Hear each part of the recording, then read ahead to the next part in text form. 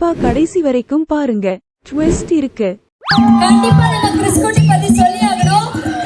உங்க எல்லாருக்கும் கிறிஸ்குட்டின்னு சொல்றதோட இடி விழுந்த பையன் சொன்னாதான் கண்டிப்பா தெரியும். சிலர்ல சொல்லுவாங்கல்ல, இடி விழுந்தா தங்கம் முளைக்கும்னு சொல்லிட்டு.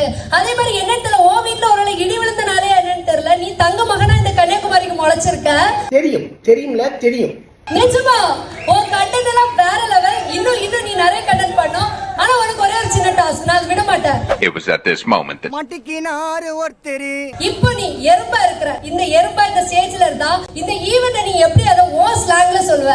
டக்குனு ஒரு செகண்ட். அத இப்போ ஒருவேளை எறும்பு சரியா, அது இப்போ இங்க இருக்கு. அப்ப அது ஒருவேளை என்ன நினைச்சிருக்க? ஓ, மழையும் தூக்கி ஒன்று இருக்கு, இளவோ இதை தீக்கவும் மாட்டணும். எல்லாம் குழப்பம் இல்ல, மேல ரெண்டு நிக்குது பாத்தியாளா, தாங்க ஒக்கும் இல்ல, வந்திலிருந்தே களத்தறுத்தறுத்தறுத்து அதுலயும் விட்டு எனக்கு தின்னுக்கு போகணும். மனசுலாச்சா? ஓ, அதுக்கு நான் என்ன பண்ணணும்? இறங்கி போகணும். அதான்